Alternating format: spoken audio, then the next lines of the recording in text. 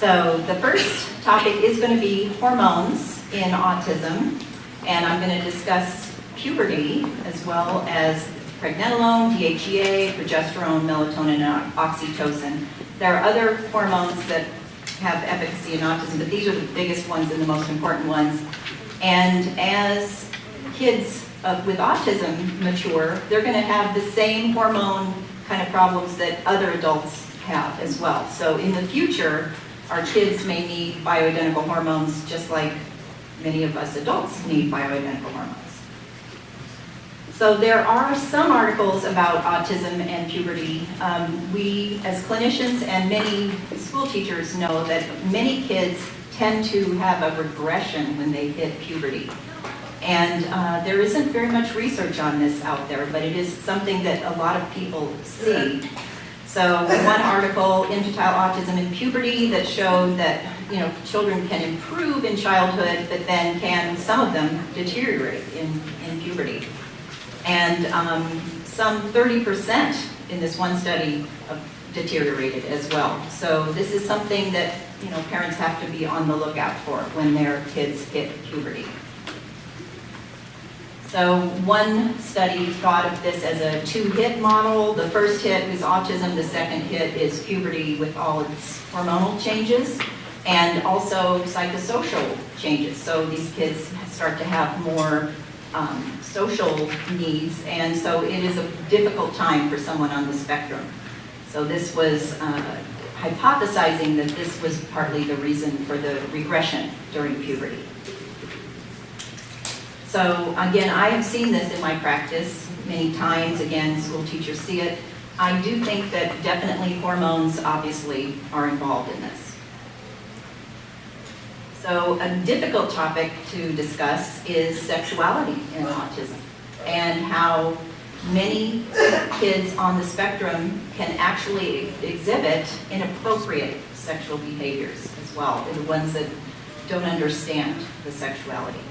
So every family is going to have to deal with this as their child matures, and higher functioning patients are going to potentially want to date, and it's something that is difficult for parents to deal with.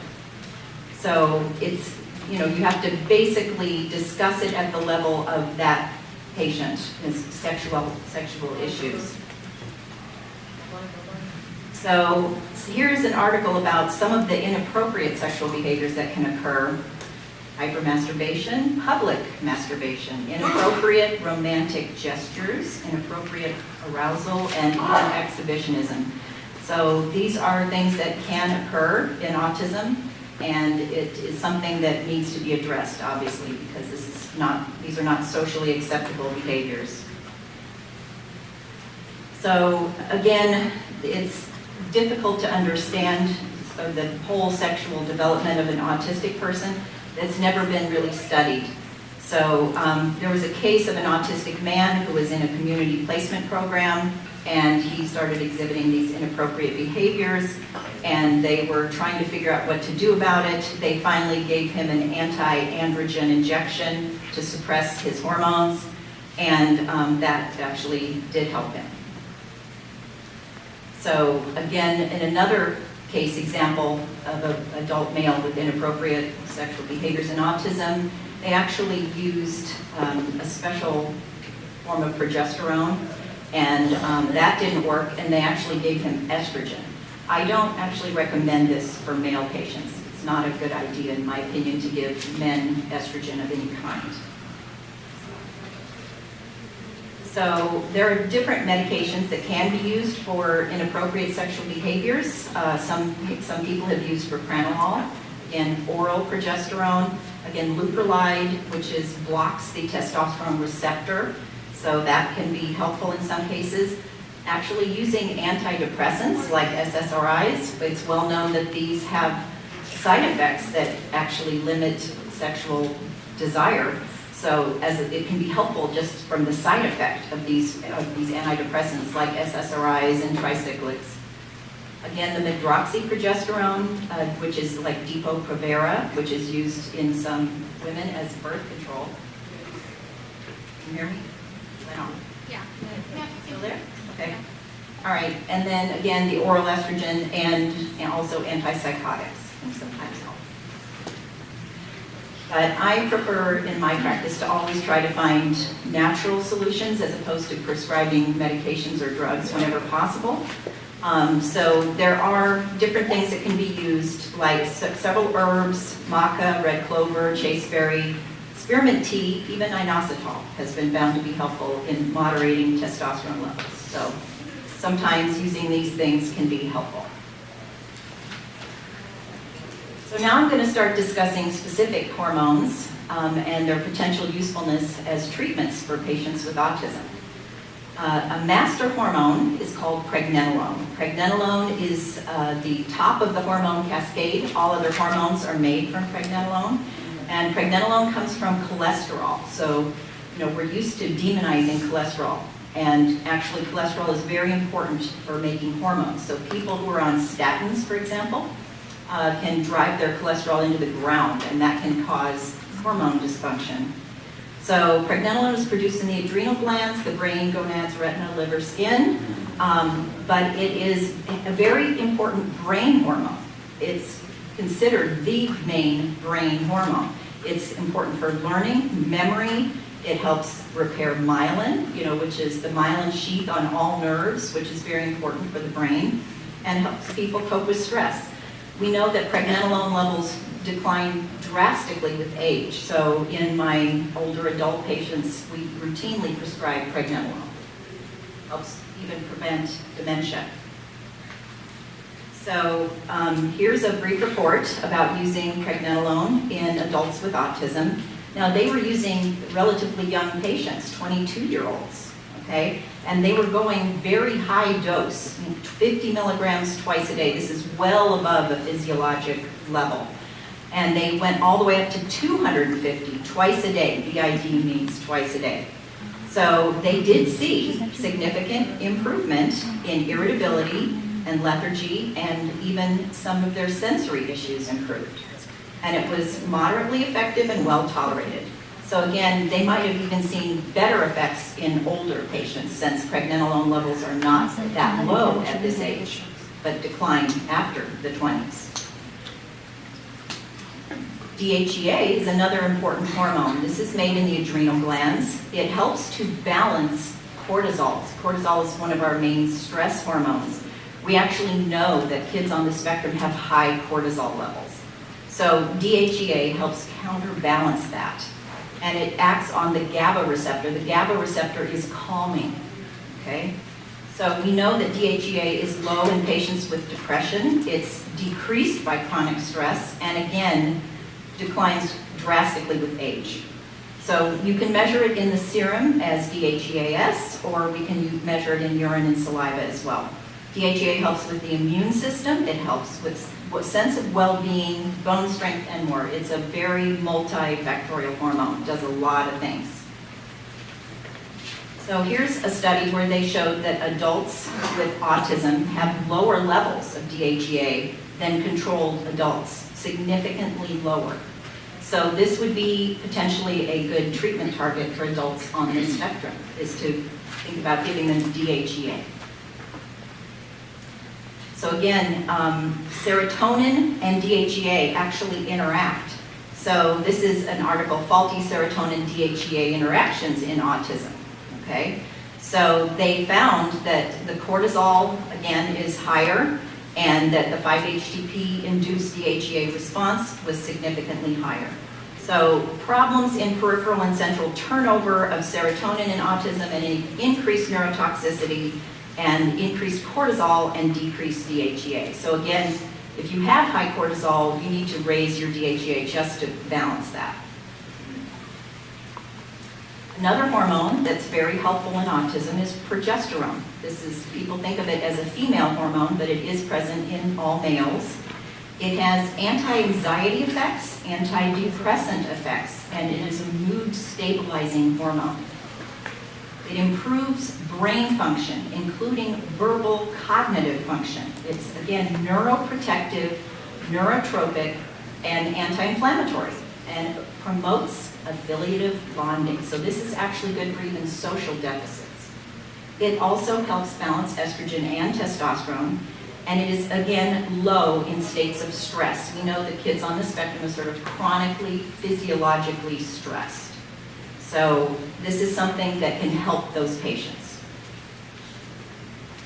So they found that in the 18 weeks of progesterone increased basically some brain improvements in these rats. So neurotrophic actions, okay, so it's literally causing some healing and growing in the brain. It's actually, progesterone has even been used in traumatic brain injury, like after a serious car accident, they've given IV progesterone in the ER to help heal brain injuries. So this is something that actually improves brain function, and we know that autism involves some kinds of brain injury. Allopregnanolone is a progesterone metabolite, and this is something that closely correlates with progesterone levels, and again, we know that it's a positive modulator of GABA receptors, again, the calming receptors. So progesterone has a calming effect on all patients. So they did a study where they did subcutaneous injections of progesterone, and it reversed the upregulation of TNF-alpha and IL-1 beta. So these are, inflammatory cytokines. So it also improved cognitive abilities, and it blocked beta amyloid. So this again is helpful in even preventing Alzheimer's. And it increased the survival of hippocampal pyramidal cells, so important brain cells. So basically, again, in a disease model of Alzheimer's, progesterone was very helpful. And there are a lot of studies nowadays that are comparing autism brain changes with Alzheimer's brain changes. So there's a lot of crossover in that literature. So again, progesterone is very helpful in men. This is not just a female hormone. They found that it helps men cope with stress. It actually made men better fathers. Okay? They actually responded better to their children when they had higher levels of progesterone. So it's been found to be a very important and beneficial hormone in men. So one of the ways that it does this is that it helps to balance the effects of testosterone. So progesterone balances estrogen in women, and it balances testosterone in men. So basically, it increases some of the tracks in the brain and how they connect with each other. So that is a good thing when you're dealing with autism. So the conclusion was the opposing influence on the amygdala prefrontal coupling may contribute to the divergent effects of progesterone and testosterone on emotion regulation and behavioral inhibition. So again, these are things that could be beneficial to many of our patients on the spectrum. So if you have a teenage daughter on the spectrum, many of these girls, and as well as plenty of other girls, have PMS, but girls on the spectrum can really have behavioral exacerbations during that time of the month. And there are all kinds of prescription drugs that are prescribed for this, but again, I'm always trying to find the most natural, safest possible solution for these kinds of problems. And progesterone given to girls in the week before their period during the PMS cycle can have a dramatic improvement on their PMS symptoms. Okay, it really evens out mood, it helps prevent irritability, it decreases excessive cramping, and it even can stop excessive bleeding for girls who bleed excessively. So this is something that I use a lot in even teenage girls with PMS problems. So there aren't a lot of studies of using progesterone in autism, but I have used it in my practice. I have used oral progesterone in 2 to 25 milligram capsules given at night in several adolescent and older male autistic patients who have had aggressive disruptive behaviors, and this showed moderate to significant improvement in their behavioral symptoms. One of those patients went to their pediatrician, and the pediatrician said, "Oh, you should stop taking that, that's not good." So the family stopped it, and the patient immediately got worse. So they said, okay, we're going back on this because it really made a difference for that patient. and this is not uncommon for me to see this. So again, I use it in teenage girls frequently as a cream, just that they rub on their skin, inner arm, something like that. Helps, again, with all of those symptoms of PMS, and it's, again, remember, it's good for your brain. Now I'm going to talk about oxytocin, which is another important hormone. So oxytocin is a hormone that suppresses the activity of the amygdala, which causes the fear response. So oxytocin is naturally increased by human touch. Like if you give someone a hug, it increases their oxytocin levels. Oxytocin increases relaxation, it helps reduce blood pressure, and it definitely calms down cortisol levels. It actually increases pain thresholds, has anti-anxiety effects, and it stimulates positive social interaction and bonding. So oxytocin as a hormone, it must be compounded. It can be compounded into a nasal spray, and I've had some families who use this right before their child needs to go on some kind of a play date or something, or is going to school, and they find that the child is much more socially aware, has better eye contact, etc. Can be given as a cream, but now they've even found a way to give it as a long-acting tablet. So this is for people who swallow pills, a nice way to get it. It lasts 8 to 12 hours, and it, again, is very calming and very helpful for many side effects. The only thing I've seen if someone takes too much of it is that they kind of become overly emotional, okay? So I always sort of joke, if you start crying at commercials, you probably are getting too much oxytocin, so time to back off. So, but it enhances brain function in children with autism. So they had different age groups of autistic patients, and they gave them different amounts of the oxytocin intranasally, and they said that the changes in the salivary oxytocin levels correlated very well with enhancements in brain function. So they used fMRI, and it increased their activity of the brain to socially meaningful stimuli. So, in other words, things that had to do with people. Okay, so again, we know some patients on the spectrum aren't that social, and this is a perfect hormone for those patients. So again, cortisol, we want to balance that cortisol. I really feel like the high cortisol is why some of these patients are so hyper. So we can give things like the progesterone and the oxytocin and these natural bioidentical hormones to help these kids. So they found, again, serotonin and oxytocin helped the negative behaviors that these patients were having. Another interesting thing is that oxytocin promotes facial recognition. So they actually did a test where they took a bunch of patients with autism and showed them on a screen pictures of different facial expressions of different people, like fear, anxiety, happiness, anger. And the patients were not good at it at all. They did not read the expressions. They didn't know what emotion that person was having. Then they gave them some oxytocin and had them redo the test. And they found that their second time around, their ability to read the emotions of the people on the screen was dramatically improved. So this is very important, being able to read nonverbal cues in people. And this is something that a lot of people on the spectrum struggle with. And oxytocin can help with that. So again, it even improved it in male adults, okay? That they even found that people who are sensitive to punishment and criticism, they're hyper vigilant about those things. It definitely helped them to calm down and to be able to relax and respond in a nice social setting. So in my practice, I use oxytocin for a number of different conditions. I use it for patients with PTSD and social anxiety disorder, fears, phobias. It's very helpful for all that. It helps patients get off benzodiazepines. These are drugs that are highly addicting, and I've been able to get several patients off of them by giving them oxytocin as they wean off the benzos. It helps with sexual dysfunction in men and women. It's, again, helps with autism. We use it a lot with adults and children on the spectrum.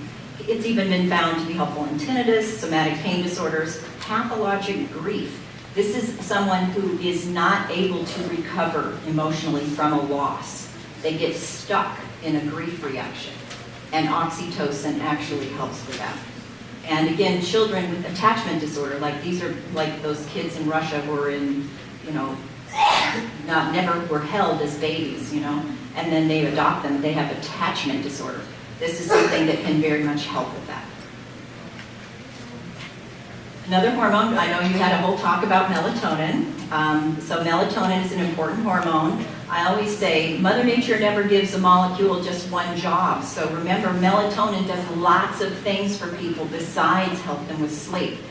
But it regulates the brain clock. It's a potent antioxidant. It helps prevent cancer and cataracts and dementia and all kinds of stuff. So I put most of my adult patients on melatonin again, and it also helps in children.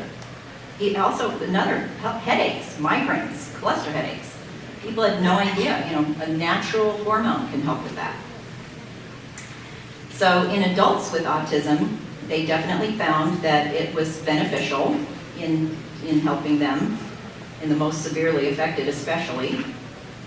And there's a big literature review that Dr. Brian Rosignol did that all of us refer to. And this big meta-analysis found significant improvement in sleep duration and sleep onset latency, but not in nighttime awakenings, okay? So very minimal side effects. So if you have one of those kids that will not go to bed, okay, and is hyper, melatonin is a very safe thing to try. Now I'm going to shift gears and start talking about what I call stealth infections. So there are many different kinds of infections, and I personally believe that most of the kids on the spectrum have some kind of stealth infection in their body. I just find it so often. So I'm going to focus mainly on tick-borne infections, things like Lyme, which the bacteria is called Borrelia, but there's Ehrlichia, Bartonella, Babesia, Mycoplasma, and remember there are multiple strains of all of those. So there's a lab called Fry Lab, it's a different Dr. Fry, but he is able to test for bacteria and different organisms that are biofilm producers. And we know that Lyme is also a very potent biofilm producer. But these kids have viruses, parasites, yeast, mold, all kinds of stuff going on in their body. And it's really important to address these infections. So one of the problems with testing for infection is that the tests are often wrong. And I can't tell you how many times people come to me and say, well, I was tested for X, Y, or Z infection and it was negative, and I know for a fact that this person has that infection, okay? So it is something that as a practitioner, I always say you have to learn to read between the lines, how to interpret these test results, and you also have to go by symptoms because the tests are so frequently wrong that if you have a negative test, it does not mean that you do not have that infection, unfortunately.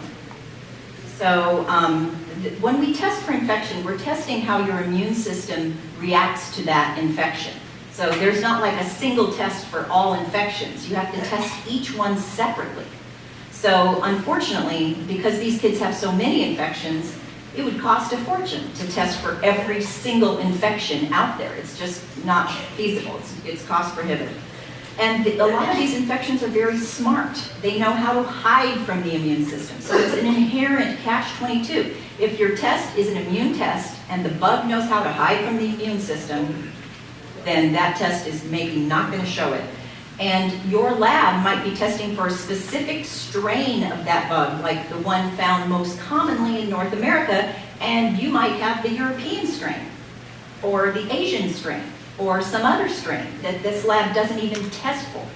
So again, a negative test is not definitive. That's the most important take-home message there. So here's an example of an Immunosciences Comprehensive Lyme test. So the red line is the patient's results. The blue line is what is considered normal.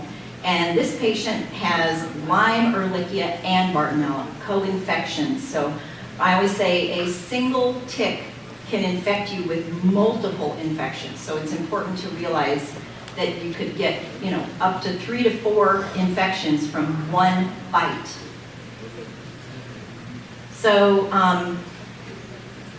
picture got some stealth infections protect themselves. So biofilms, basically it's like a slime shield, okay? So if you're treating infections without addressing biofilm, you're probably not getting to the infection in the first place. We have to dissolve that slime, basically. So you have to take agents that are like enzymes that dissolve biofilm like an hour before you actually take your antimicrobial agents. We also know that most of these chronically ill patients with chronic infections are heavy metal toxic. And it's questionable. We wonder, is it because the bugs themselves sequester metals? We actually think that's what's going on. Or is it because patients who are metal toxic have a weak immune system and therefore they aren't able to fight the infection? Well, that happens too. So it's just what we see is that most of these patients with chronic infections also have metals.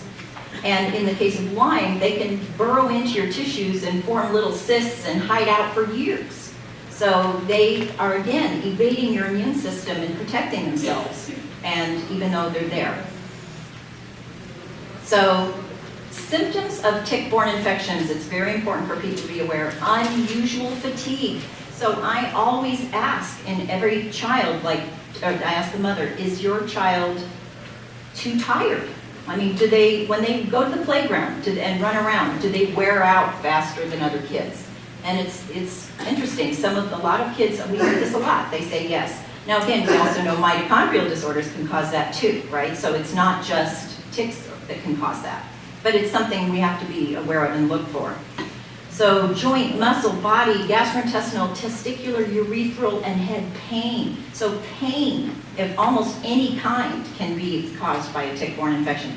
Seizures, fainting episodes, arrhythmias, okay? Matter of fact, some of these people, the line goes into the heart, and so the heart, you can get where your heart suddenly stops beating, and they pass out, and they think that it was a seizure.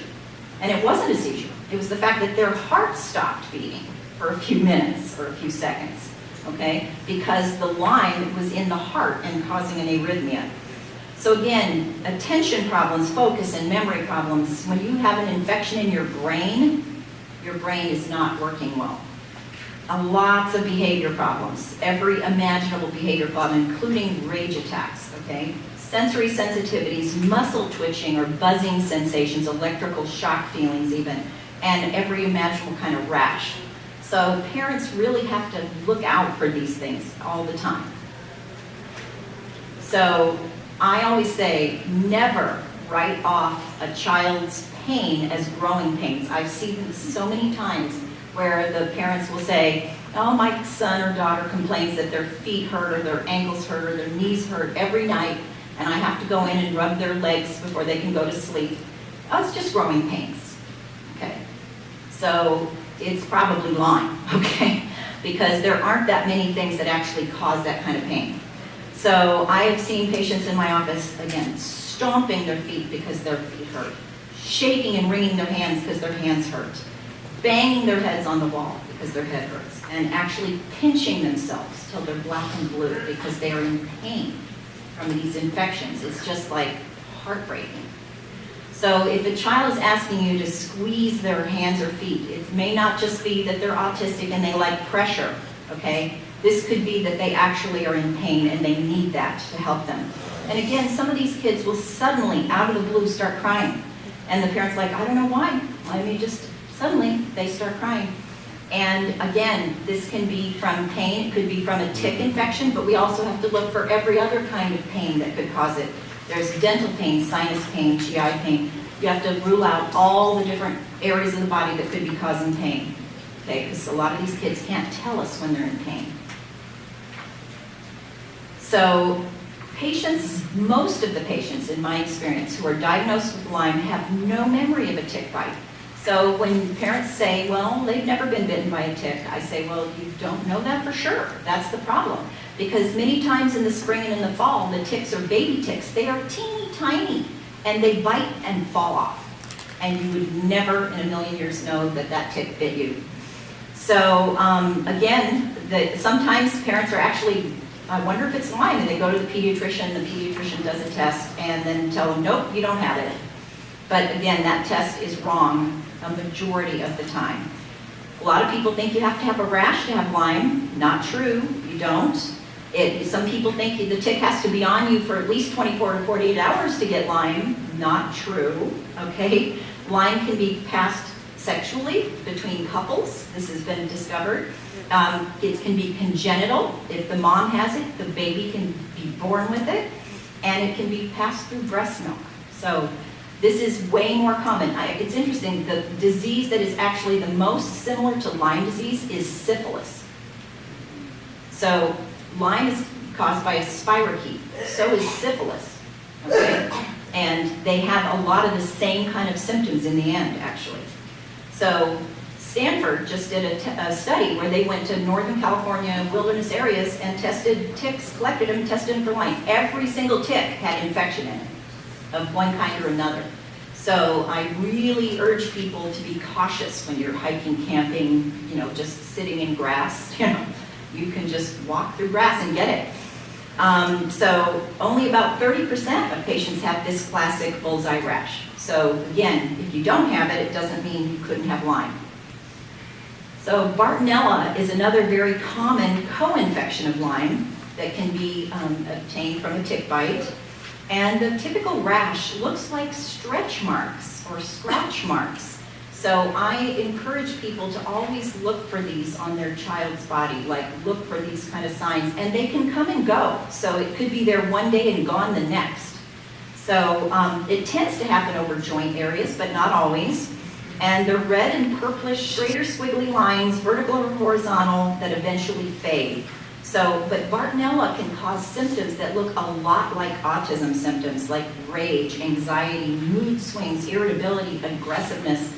These symptoms that are some of the most troublesome symptoms in autism. So this is something that really needs to be ruled out because it is treatable.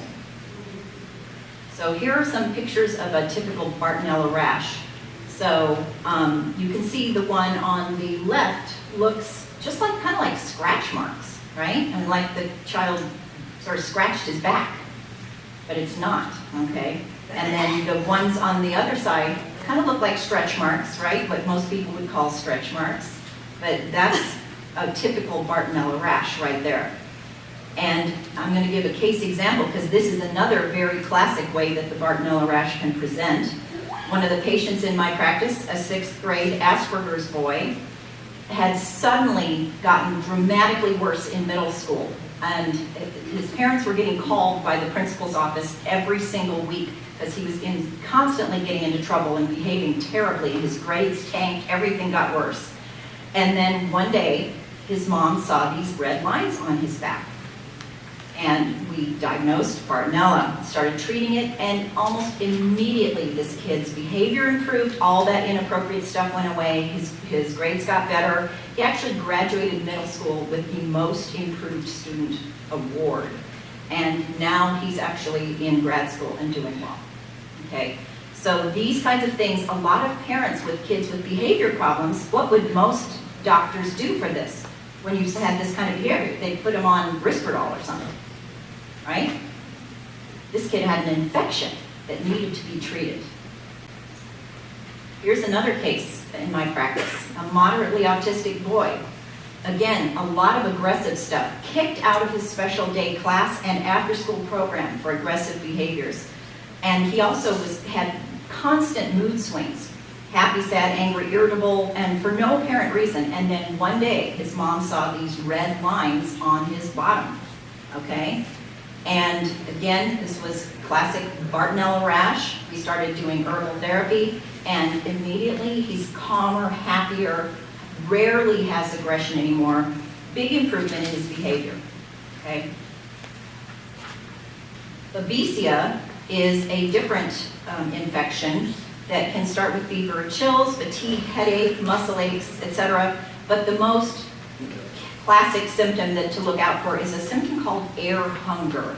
So this is like you feel like you can't get enough air. You take a deep breath and you still feel like you're not getting enough air. Some people think it's asthma, okay? But actually air hunger is a symptom of babesia to look out for. Ehrlichia is another Lyme co-infection. Again, as you can see, a lot of these symptoms are pretty nonspecific, right? So you would never necessarily know it was Ehrlichia. You really have to test, basically. So again, the prescriptions or drugs, prescription drugs or herbs, this is the two different ways to treat.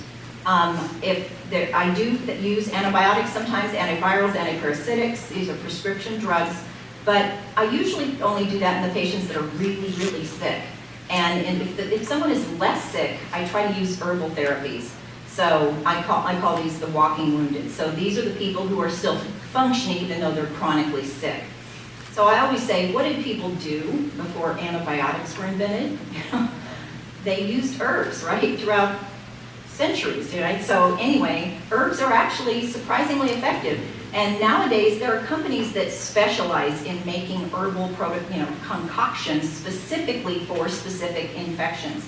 So a single herb is not usually very effective, but when you start combining multiple herbs, you can actually reach essentially antibiotic level efficacy. So I do say that if you're going to use an herbal approach, it does have to be dosed more frequently than if you're using a prescription drug, 2 to 4 times a day minimum. I usually try for 3 at the least. Always remember biofilm is going to be there. You can get them in capsules or tinctures.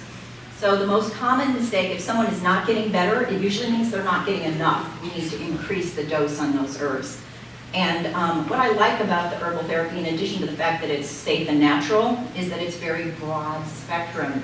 So I sometimes tell people it almost doesn't matter what infection you have, because these herbs are going to get it, because they're broad spectrum. Antibiotics are more focused on a specific kind of infection. Herbs kind of go after everything.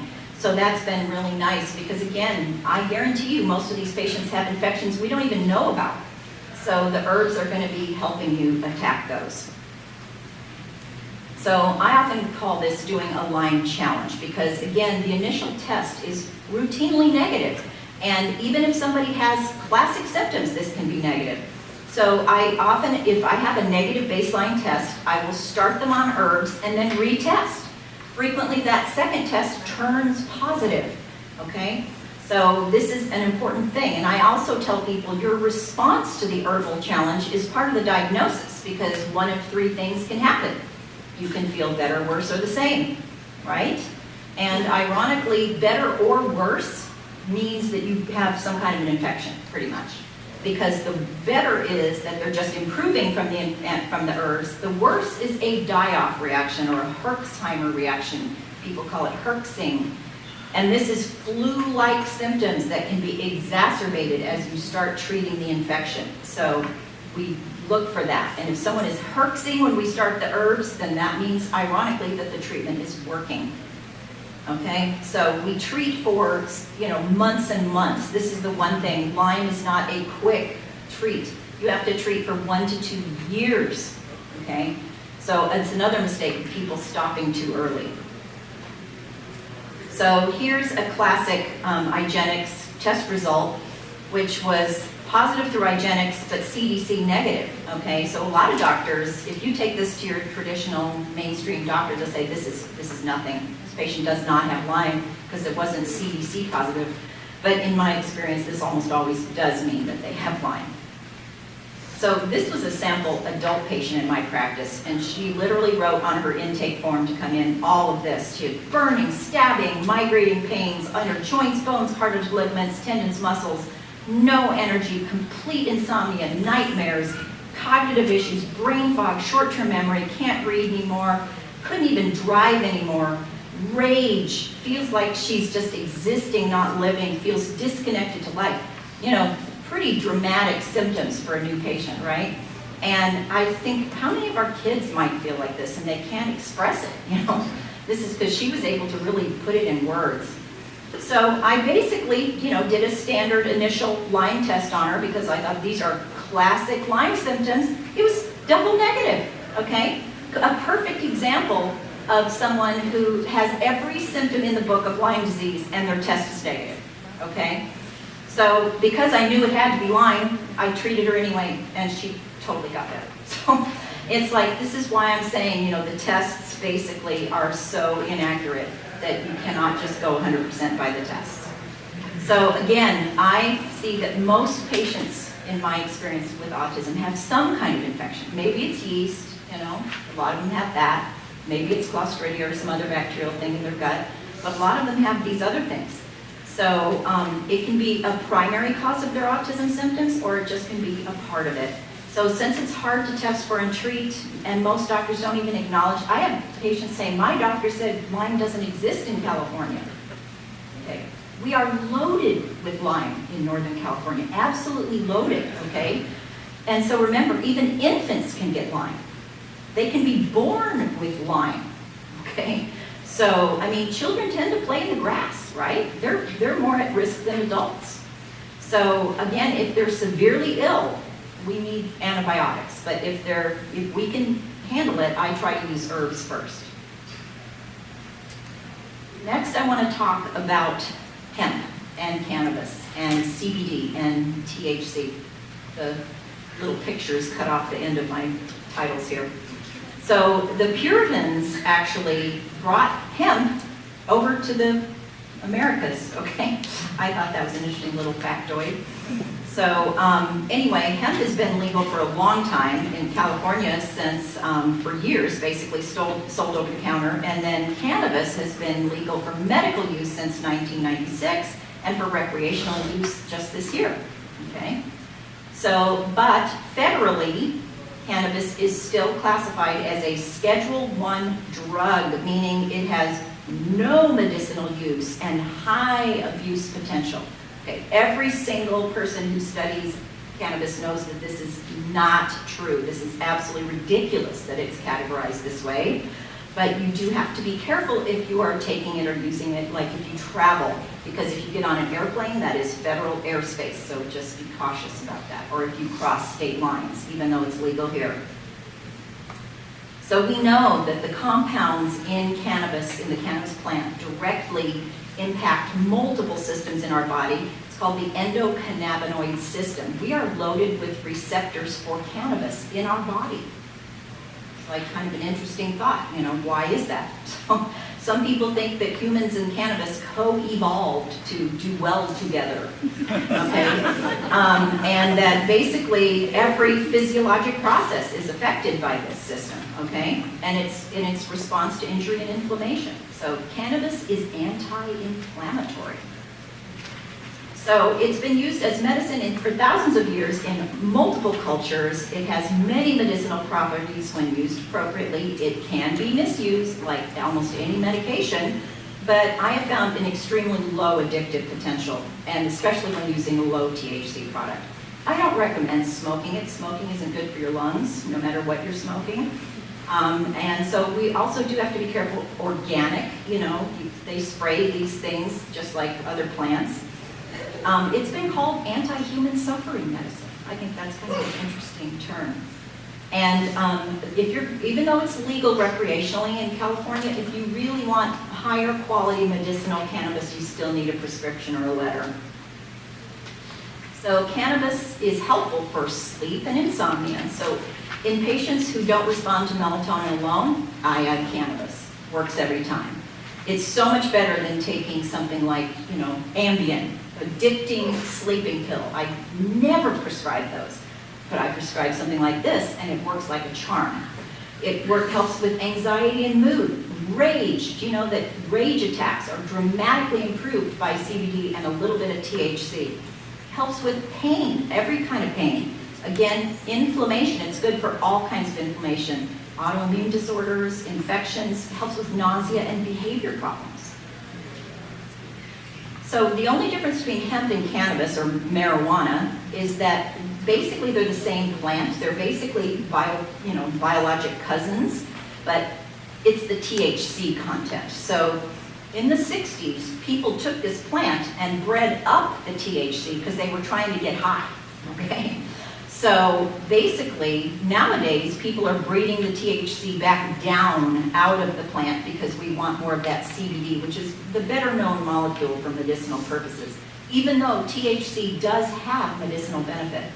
So anyway, hemp is less than 0.3% by law THC, so it's extremely low. People always ask me, if I took this and was drug tested, would it show up? And the reality is, you'd have to take a lot of hemp But if someone did take a lot of hemp, it could show up.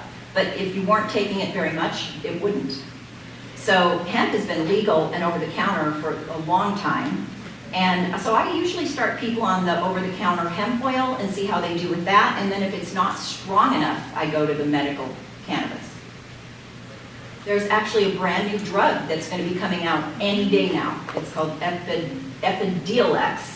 And it's going to be labeled as a Schedule 5, which is the lowest risk, which is kind of interesting since cannabis is listed as Schedule 1, right? But low potential for abuse. It is a standardized CBD, and it got through all kinds of controlled clinical trials. It's less than 0.1% THC, and they're using it for rare forms of epilepsy. But once this is FDA approved, doctors will be able to prescribe it off-label for whatever they want. So this is going to be helpful for people who don't want to get something that's not a prescription. So again, CBD has all kinds of therapeutic effects for a broad range of neuropsychiatric disorder. It attenuates brain damage. So again, if you had a TBI, traumatic brain injury, this is a very good thing to take. Any kind of degenerative thing. This helps prevent Parkinson's. It helps prevent Alzheimer's. It helps prevent all kinds of degenerative brain diseases. So it has protective effects. It even helps prevent psychotic disorders. Okay, and it helps treat psychotic and anxiety and depressive disorders. So it improves synaptic plasticity and enhances neurogenesis. These are good things. This is good for your brain, basically.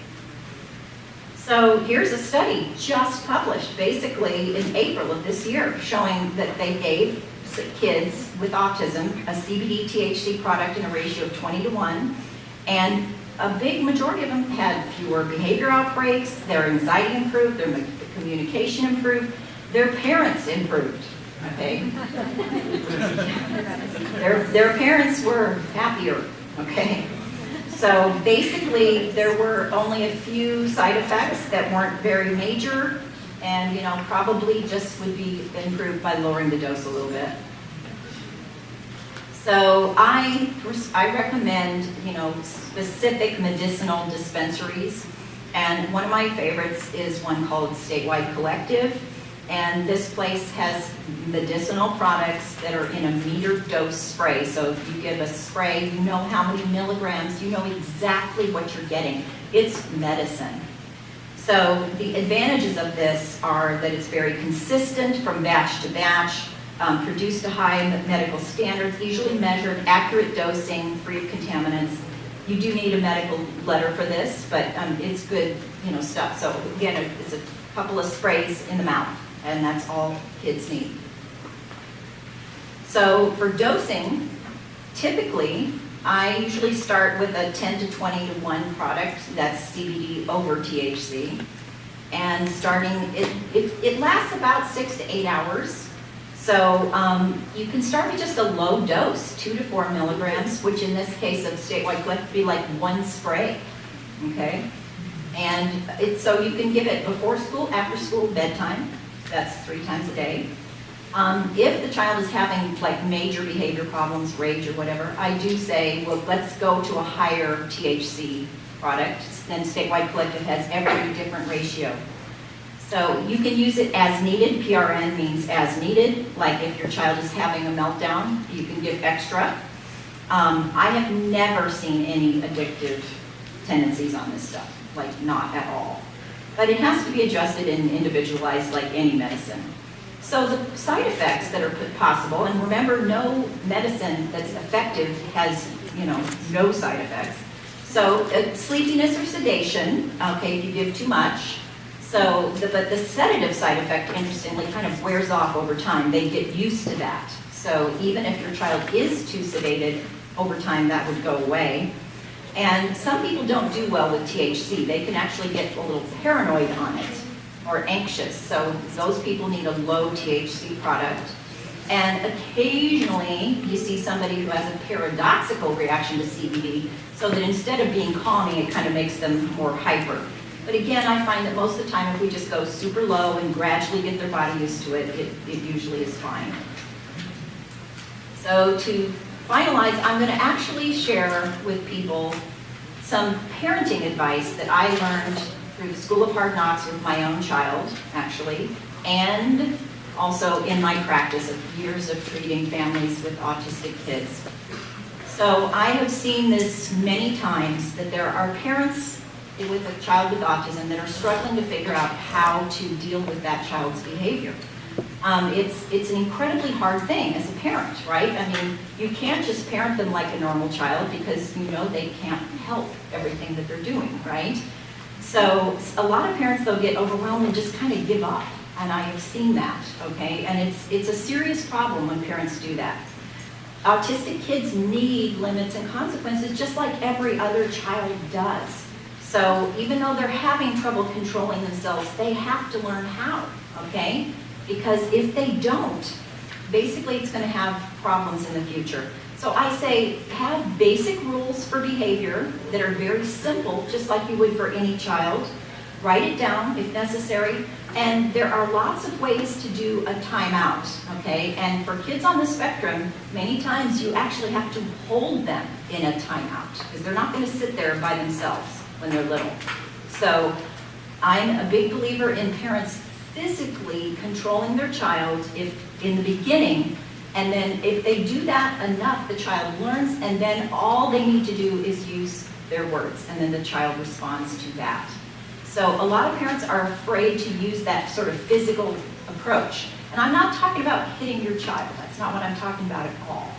I'm just saying physically control them until they calm down, and then eventually all you have to say is like, you know, like my son, for example. If he started to lose it at the grocery store, okay, in a public place, right, that's the worst time, right? I would just say, okay, sit down. I don't care where we are. He can sit on the floor, right? So he would sit on the floor, and I would just stand there until he calmed down, and then we would resume our grocery shopping, okay? So that's a simple thing, and all I had to do was say, sit down, okay? But when he was 3, I had to hold him in a timeout, okay? Seriously, he was crazy back then. So this is something that I encourage parents to really learn how to do. So I also say, do not let your child intimidate you. I've seen this over and over where the parent is afraid of the child. The child knows it, okay? They know who's in charge, okay? It's really important that you're in charge, that you know that your child knows that you're the boss. I say don't back down unless you're literally in danger and then call for help. But it's important that you win if there's a conflict of wills. And again, it's important to establish this when the kid is young, because if not, I have seen kids that have grown up and now are not able to get into any program that's good because of their behavior. And I literally, sounds bad, but it was because the parents didn't follow through and have behavioral rules and consequences when the child was young. So most kids on the spectrum can learn this. So it takes longer than with other kids, but most of them can learn this. I really recommend this book. This book is one of the books that explains how to do this in a lot more detail. It was written by a man who was actually a parole officer. He was in charge of helping parents who had teenagers who were literally out of control, truant, all that stuff.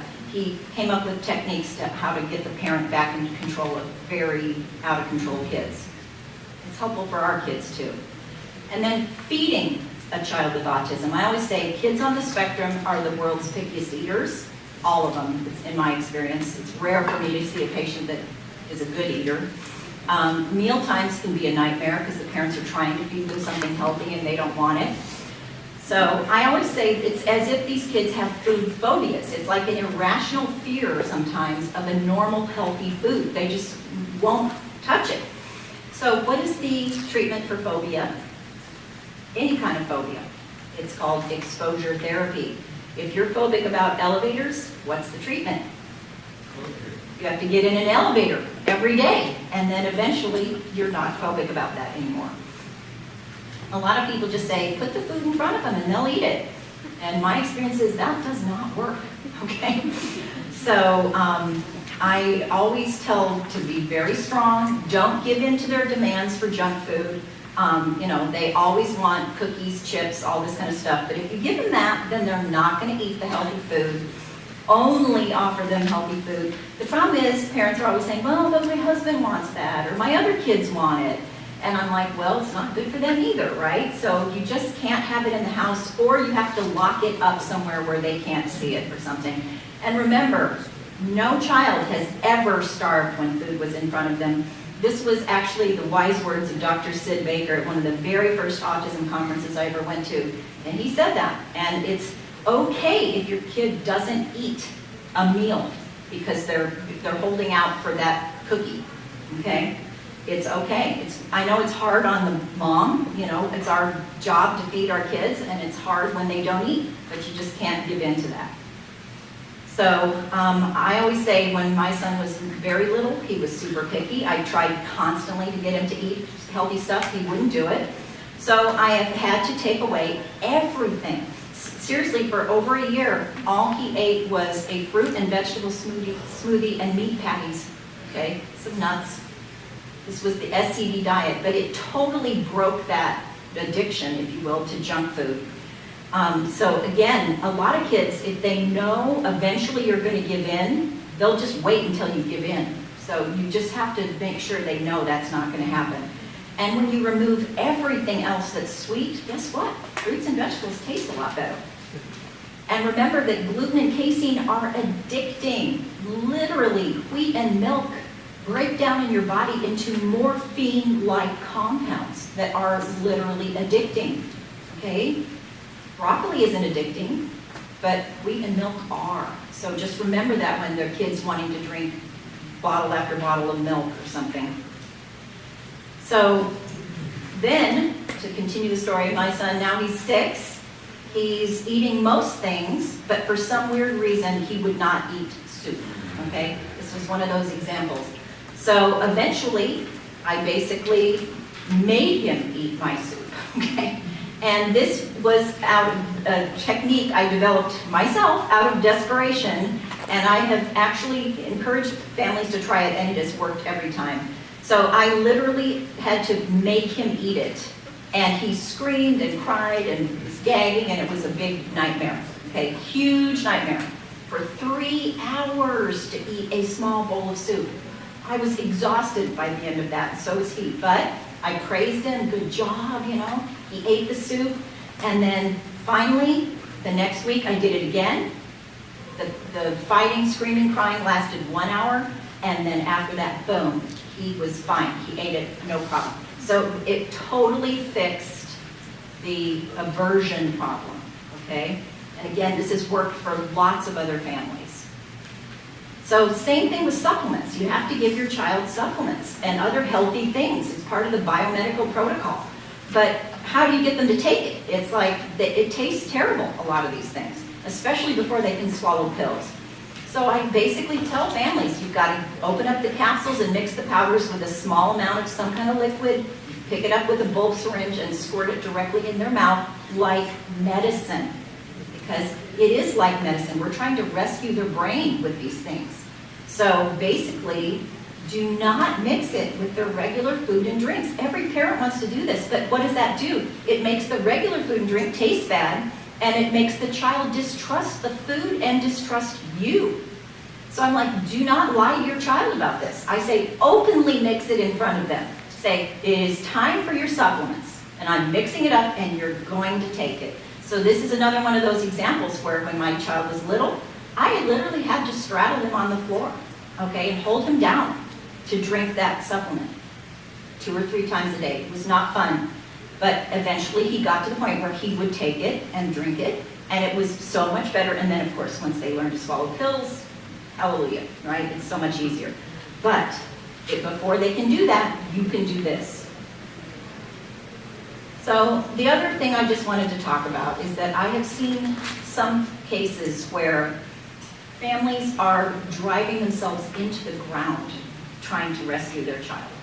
And it's important, you know, to the point where it's causing divorces and all kinds of other bankruptcies and other problems in the family. And I'm like, I think it's important to find a balance, right? So autism is a marathon, not a sprint. You have to pace yourself.